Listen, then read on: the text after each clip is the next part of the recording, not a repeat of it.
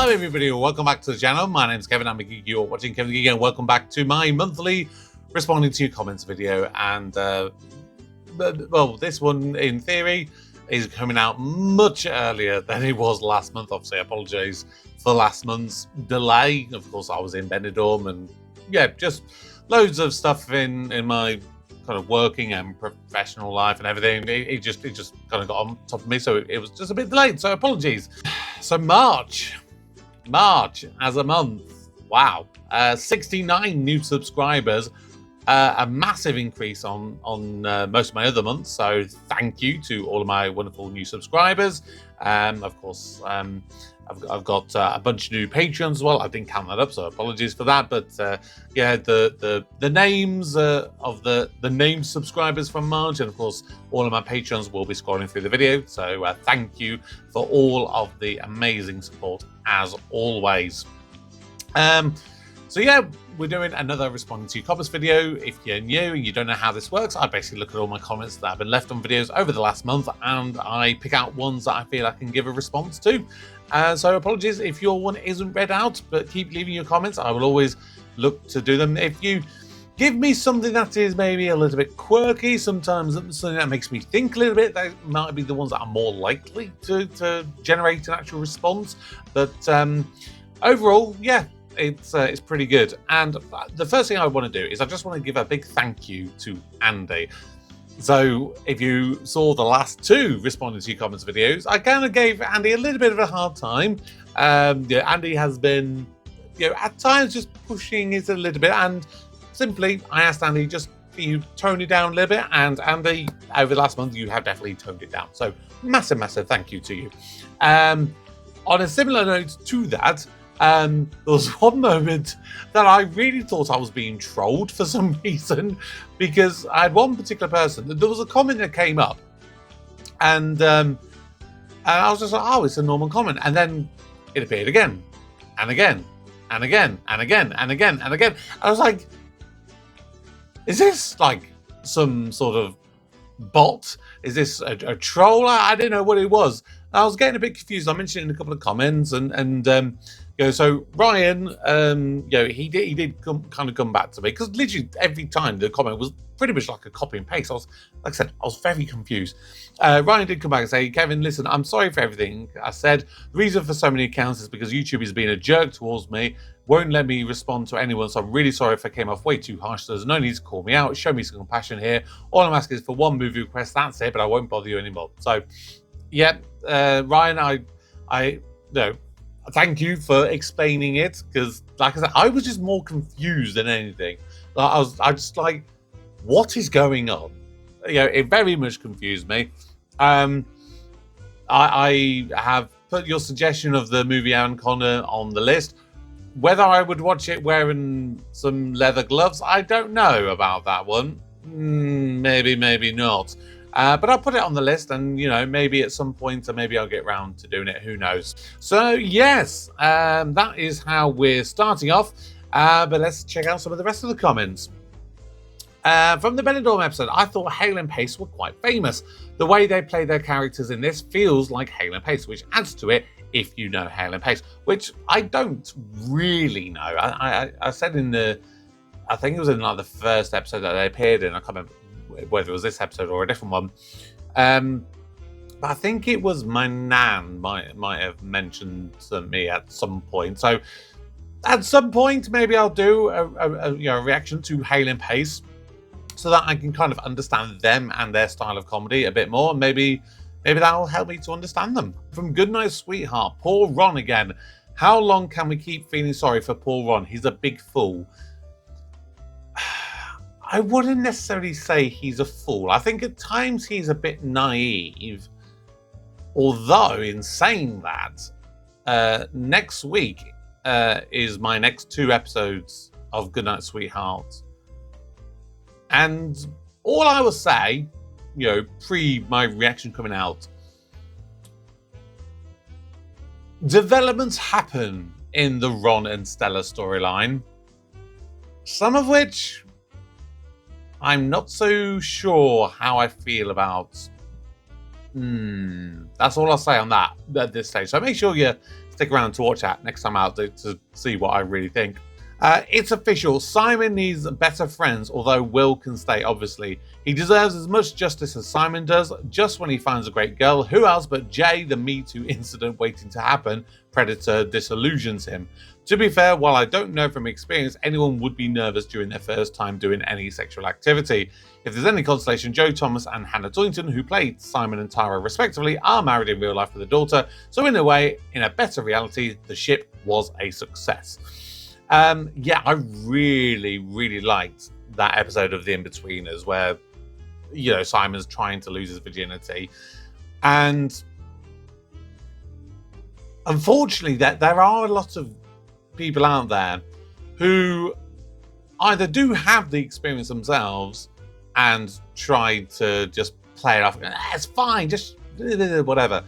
And there are some people who won't have that sexual experience and will still try and blag about it anyway. There was a guy I knew once who would constantly try and give people advice. Like if you were single and going, oh, if you see this guy, you should do this, that, and that, and the other. And you're like, dude, you've been single pretty much as long as I have. So in what universe do you have any justification in saying what you're saying, in all honesty? I'm not going to go into any graphic details, but yes, I will admit that's probably my first sexual experiences I was incredibly nervous at. And what doesn't help when you have people walking in on you whilst it is all happening.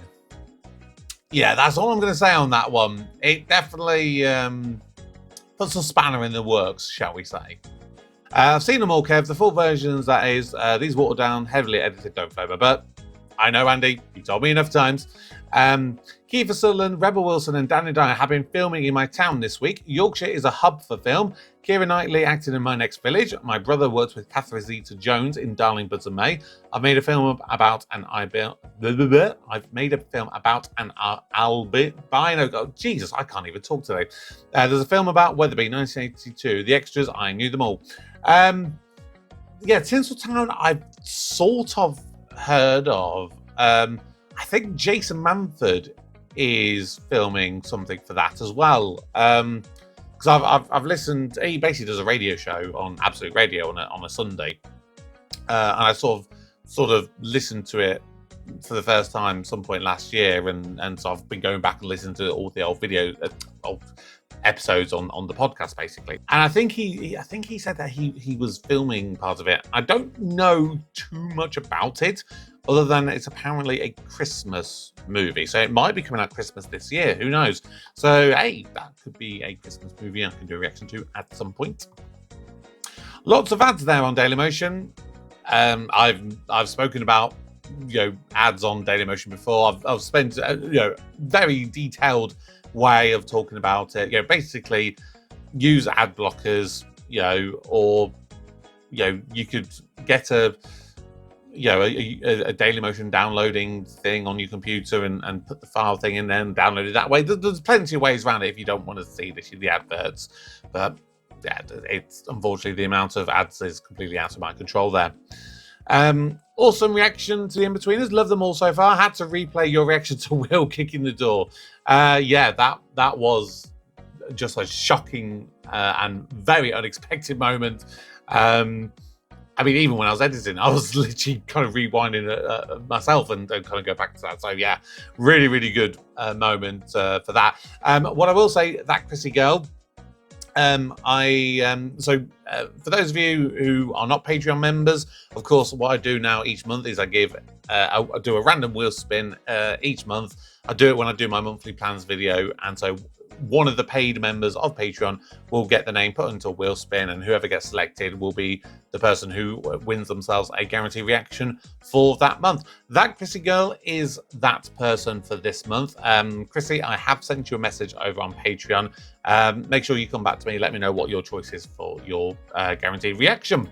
One of my favourite episodes from the 30-minute era of Only Fools and Horses, perhaps the most favourite. So Dave here, that was in relation to the one where Rodney's going off on his own and trying to make his own deals away from Del. Interestingly, Scott, then literally the episode that came later on that day, Friday the 14th, he said, best episode for me of the earlier series. The Barrett stroke is the funniest gag in the show, and it took me at least 10 years to work it out. And on that Barrett stroke, a few people kind of came up to me in the comments like, Kevin, you laughed there, but I'm not sure you even got it. Did you even understand what you're laughing about? And yes, I did get that.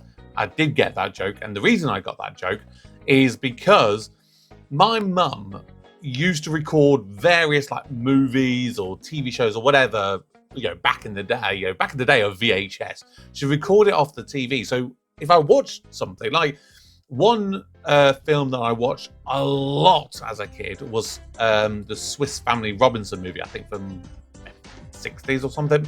But yeah, so she had that on a VHS tape that she had obviously recorded for the TV. And of course it had all the adverts in it. So there was a bunch of different adverts that I came across that is just so bizarre that I just have vague memories of. And that was one of them where it was like advertising new homes for Barretts, and there was like a helicopter bashing through a wall and stuff. The other one that I always remember is more from the music that was in it. There was a advert, I think it was Wrigley's chewing gum. I know it was chewing gum. I don't know, I think it was Wrigley's, or it might have been a different brand. But it used the Born to Be Wild song. Born to Be Wild. That one. And yeah, that, for some reason, that has just always lodged in my mind, because I think it was just on so many, either on the same thing that I watched on repeat a lot when I was probably 5, 6, 7 years old, or it was just on multiple things that I was watching that, again, my mum had recorded from TV. So yeah, that's it. So far with Only Fools and Horses, I don't know if there's any episode that really springs to mind as being the best one that we've seen. Obviously, people talk about the chandelier episode, but is that more skewed in favour for that singular moment? I'm not so sure. So yeah, at this stage, I mean, I really did like Friday the 14th. I'm not going to lie, I really did like that one. I'm with Rodney on Monopoly. I've played the game time and time again, but never played all the way to again because of other players walking away mid-game, and now I just hate the bloody game. Monopoly's a weird one. So many people have had family arguments about that. The one thing I will always remember is the longest game I ever played. And people always are shocked with this. But there was a period that me, my mum, and my sister had a game. And I want to say I was maybe 8 years old, something like that. And we played it pretty much whilst, I think it was like Emmerdale and then Coronation Street, or Emmerdale and then EastEnders was on. And what we would do is we'd play it, and then at the end of the time, like by 7:30, 8 o'clock, whenever I'd go to bed, we'd literally write down, put it back in the box and say like, so Kevin, you've got such and such properties. You've got such and such hotels on these properties. You've got this amount of money. You're currently on this space with this token. And we do it for all of us. And so literally then the next night we'd carry it on. So I think, if I remember correctly, it was somewhere between 1 and 2 weeks that we ended up playing the longest game ever. Again, some people don't believe me when I say that, but I honestly swear it is definitely true. And I remember there was one night, about halfway through, we had to, we didn't even get, I didn't even get the full half an hour. I think it was only 10 minutes in, because I think I knocked a drink over. My mum was like, Kevin, how dare you? You're so irresponsible. Get up to bed. So yeah, that's my story of Monopoly. There was a series about dead cops based in the 1970s solving crime. John Sim had an accident in modern times, was in a suspended coma, went back in time to the early 1970s. He clashed with old style of police work. Ashes to Ashes was a prequel or sequel. It was popular. If you like the ending on Lost, it's your avenue for Life on Mars. Maybe down the street, react to both. I'm assuming you didn't make the connection with the title Life on Mars and Mars parody of first episode of Life on Mars. No spoiler alerts, but we're all dead cops killed while on duty. Sad, really.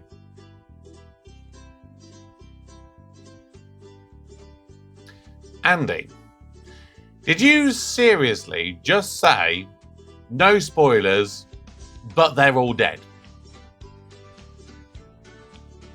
Is that not potentially a big, humongous spoiler? If that is, why would you do that?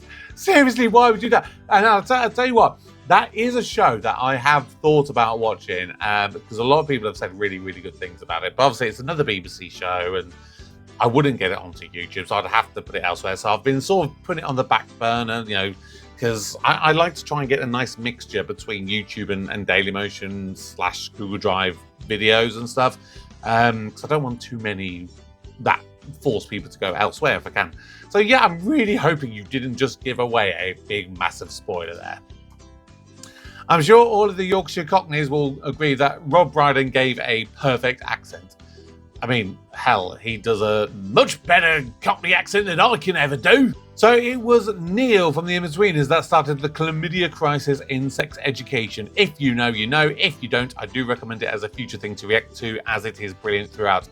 Well, Blade Smosh, I have done the first ever episode of Bad Education, which I think I did in January, because that was a guaranteed request for one of the people. So do go back and check that out. If I remember rightly, I think I got that in full on YouTube, actually. Let me just quickly check.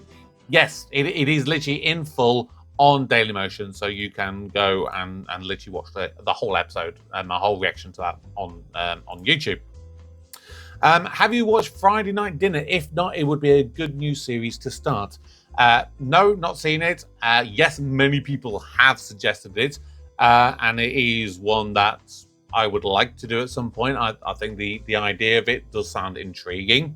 As with always, I'm trying to get more shows completed first. And again, I think it's trying to work out shows, again, like I said a few moments ago, like trying to find that balance between full YouTube videos and videos that have to take you elsewhere. Because you just don't know. You really don't know. I mean, like Father Ted, I'm doing that later on this month. I swore blind that I would have to, put that on like Dailymotion or something like that. No, I've currently got that on YouTube without any issues at all. So yeah, you just don't know. Don't know how it goes. Hope you haven't given up with Alan Partridge. No, that again is something that I want to start. At the moment, I'm thinking that I want to do Alan Partridge as a weekly show, possibly when Black Books and Gimme Gimme Gimme, when their slot finishes, because obviously it's only 2 series of about 6 episodes, so it's like 12 episodes. So doesn't in theory, it won't take that long to finish that and do that on a weekly basis. If we had sitcoms like Rising Damp today, then TV would be much better. Can I just say 2 middle fingers to political correctness and woke culture? I have no personal, I'm trying to think how to word this. I have no issues with wanting to have more representation on TV, whether it be people with disabilities, whether it is people of different ethnicities or different faiths, or different beliefs, or LGBTQ, or anything. I have no qualms with putting more people on, because at the end of the day, the world is a multicultural place of different feelings and beliefs and cultures and everything. What I don't like is when you have like people put something in there to try to make a very clear point.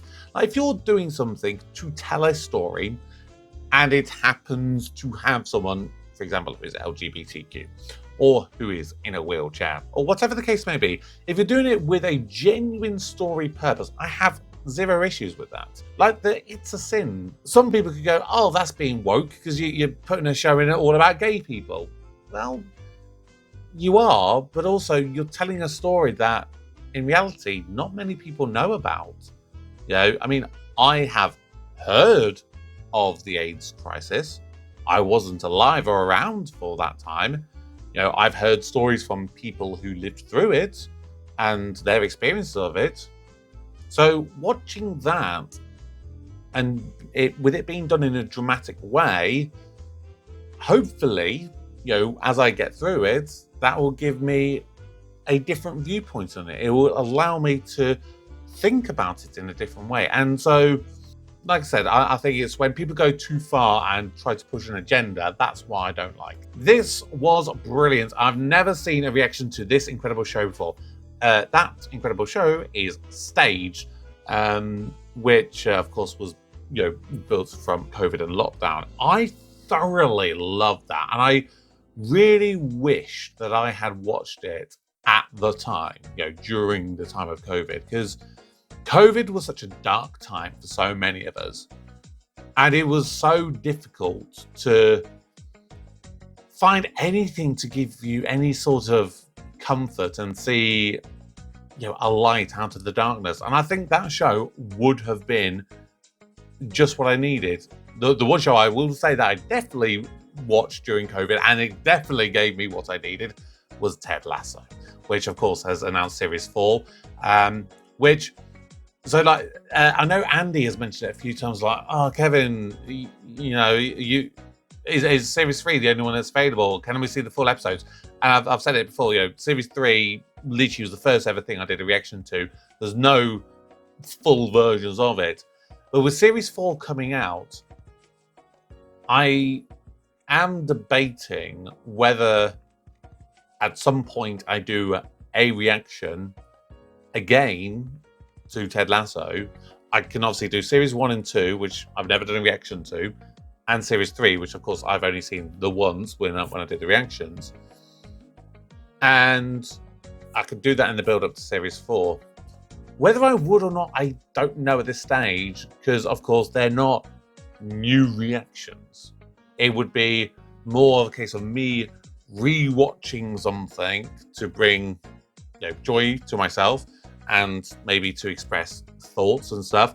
But it would give you guys something new and different. So I don't know. I don't know if I would do that or not, or if I just go and do reactions to series 4. But obviously if I did do that, at least there would be full versions of the Ted Lasso reactions available. Still on the stage, do we need reminding so soon after COVID lockdown? Can't see loved ones, restrictions on funerals, rules on eating in restaurants, certain people taking advantage. And Kevin, are you ever going to reveal your job title, head of CI5? I'm not the head of CI5. Do we need reminding so soon?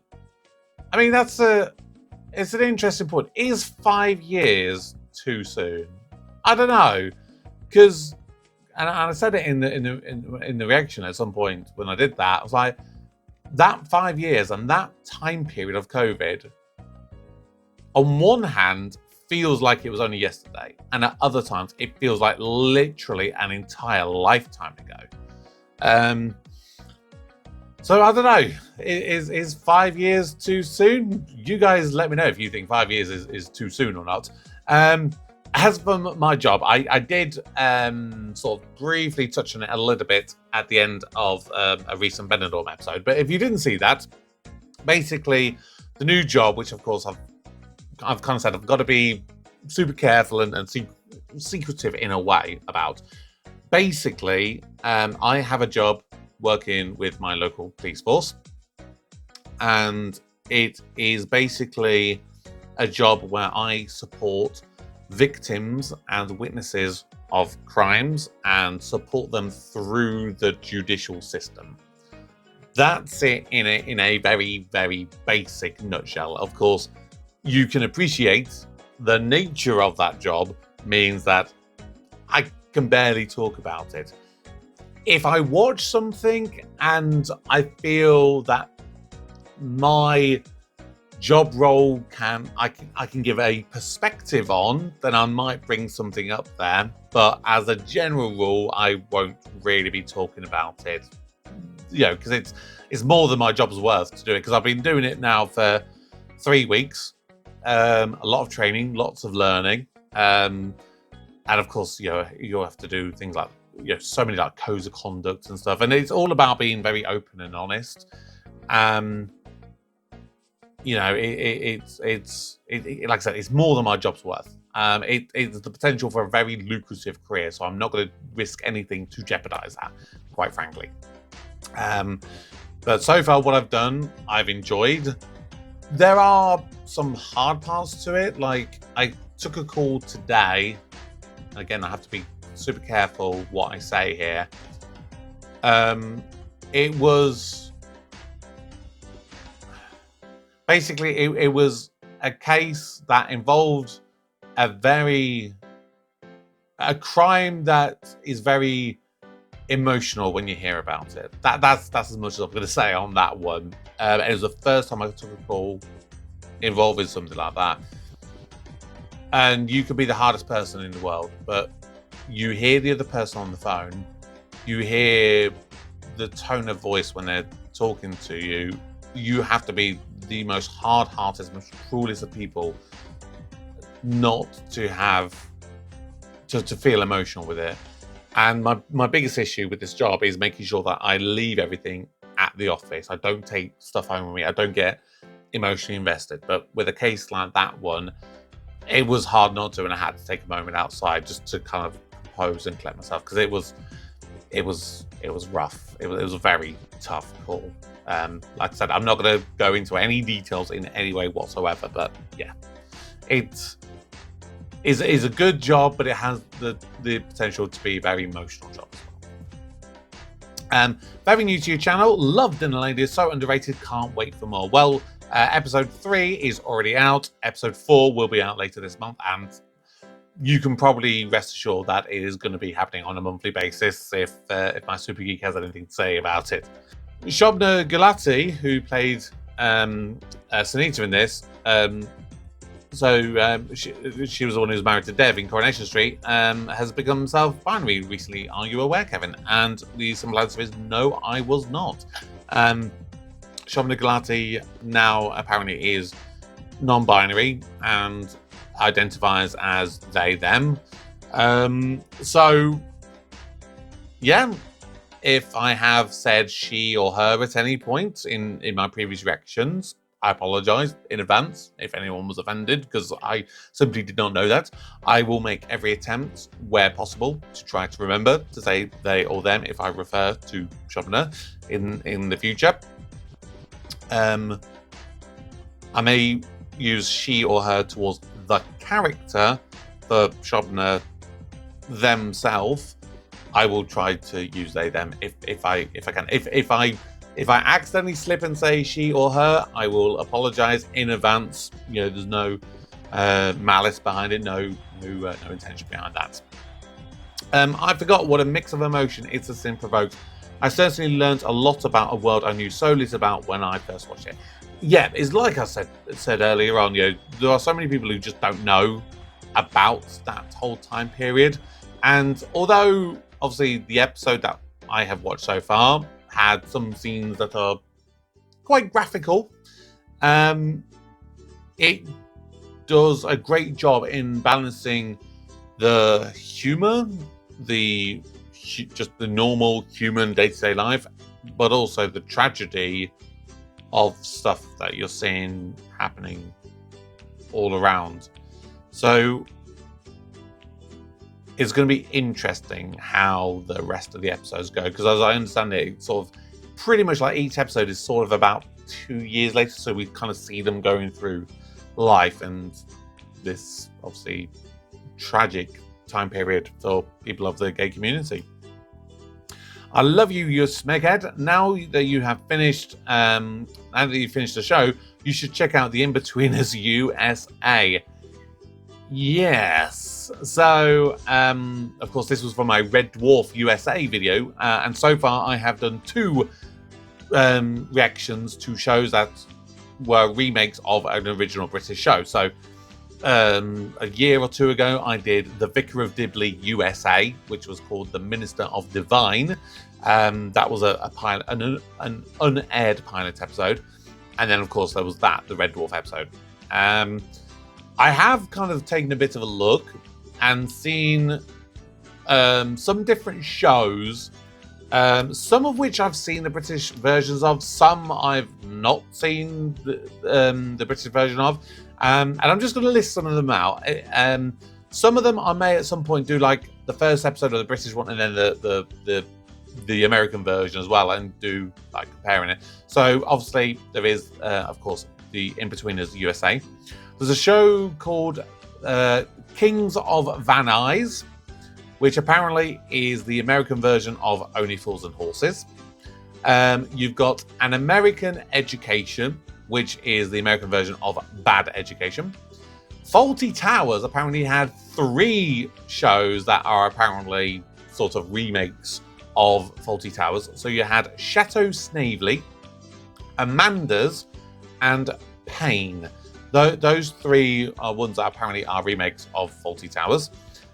Friday Night Dinner, which I mentioned earlier, that apparently had a remake called Dinner with the Parents.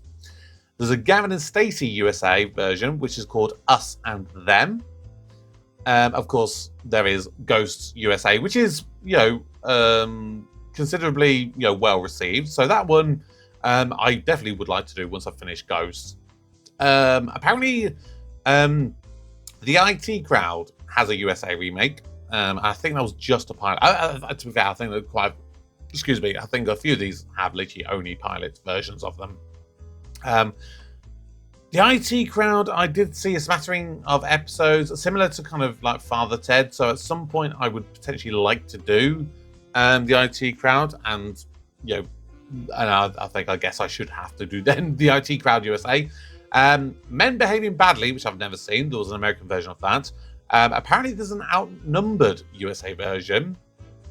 One that I'm not going to do, obviously, I've been doing One Foot in the Grave, and there was a remake of that called Cosby, which, of course, stars Bill Cosby. And yeah, I have zero intention of doing a reaction that features Bill Cosby, basically, because, I mean, he's had a lot of sexual allegations thrown at him, and I don't want to promote him on the channel. I mean, he's apparently had his convictions overturned and stuff, but then at the same time, after his conviction got overturned, he's apparently having to pay out money for cases as well, like civil cases. So yeah, I'm not going there.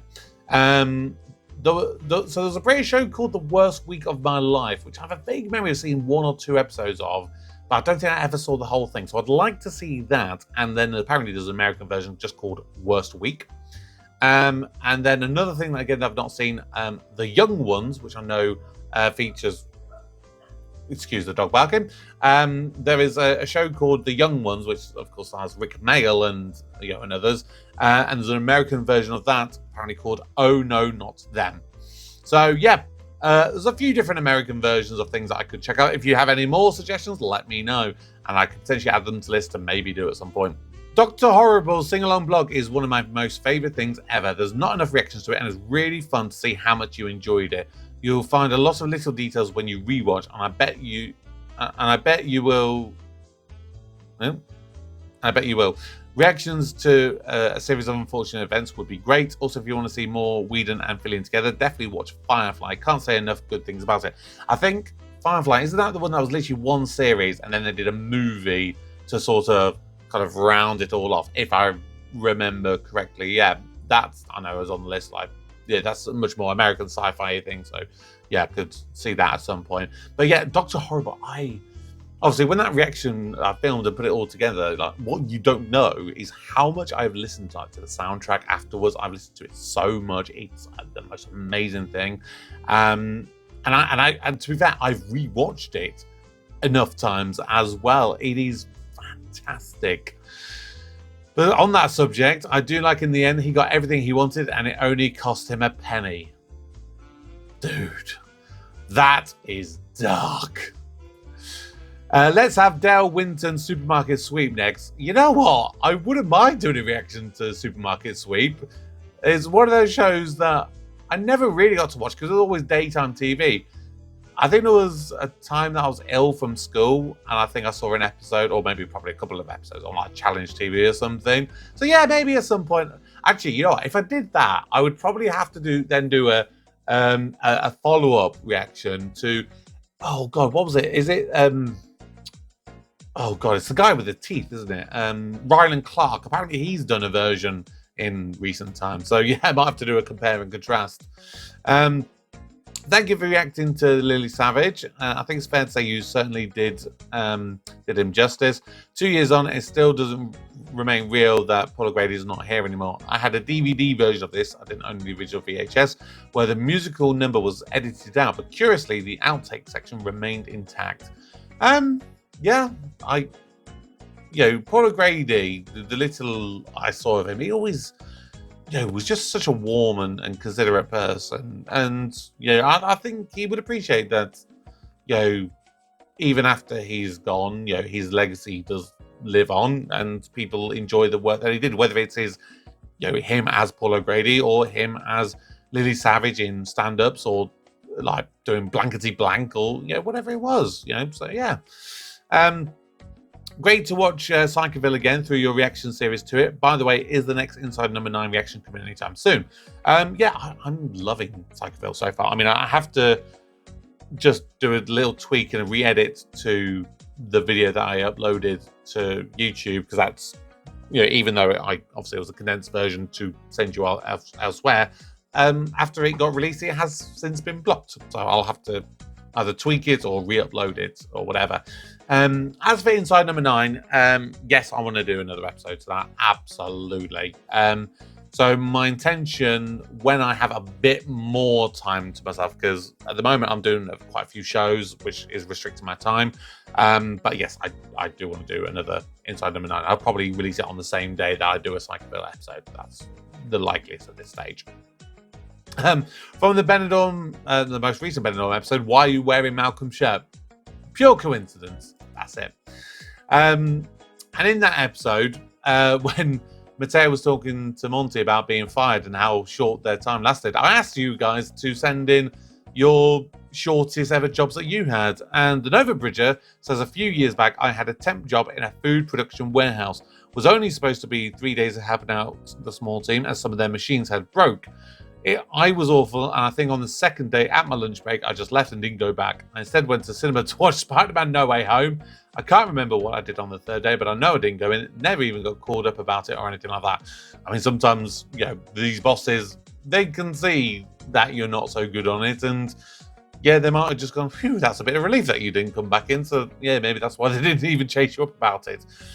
It's a shame, isn't it, when you just go into something and sometimes you just know straight away.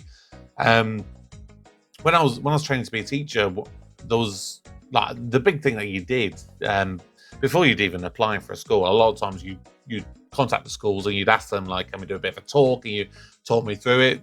I want to see what your school is like and etc. And I went to this one school to check it out. And I just had the worst vibe ever. There was something about it. I didn't know whether it was the staff that was there. I don't know whether it was the teachers that was there, whether it was the head teacher who was talking me around. There was just something. I had the worst vibe ever, and I never even applied for it. It was, it just was not a nice experience. So there we go. That is all of the comments that I'm responding to that were from March. So thank you to everyone who left comments. Thank you to everyone who subscribed. Thank you to everyone who has been supporting me on Patreon. And it's just been a fun bit of time. I mean, it was stressful as hell because I did an adult pantomime literally the last week of March. And I had a point where I was about 3 weeks ahead with my video recordings. I'd like such a massive buff. I think at one point there was like 20 odd videos literally ready to go live, and I was just waiting. Then, through babysitting and my new job and with, doing these shows and all the rehearsals I've been doing, is just slowly whistled down to the point I was like, I've only got a 2-day buffer. So it's been a bit of a stress over the last, sort of half a week or so to build up a bit of a buffer again, because I've got another week in April where I'm doing a show, which again means I lose an entire week's worth of being able to make videos for. Luckily, of course, I've got the Super Geek week, so there's a bunch of stuff there that are literally ready to go for that as well. So hopefully, fingers crossed, I should be okay. But yeah, loads of stuff planned. There's a video pinned literally to the homepage. I've not like sort of released it. I've just sort of put it up there. But that is just like a 2-minute video, just going through detailing everything that's going to be happening in April. So check it out if you haven't seen it. All the dates on there, they are kind of subject to change potentially, but it'll give you a general idea of what is potentially to come this month. But there will be 1 or 2 surprises as well. There might be, if I can find the time, 1 or 2 little extras to put in there. So there we go. Thank you as always for watching, and yeah, as always, like, comment, subscribe, join the Patreon, or you don't have to. At the end of the day, I just love that you're here to support me on my journey as always. But until next time, my name's Kevin. I'm a geek. You've been watching Kevin the Geek. Goodbye.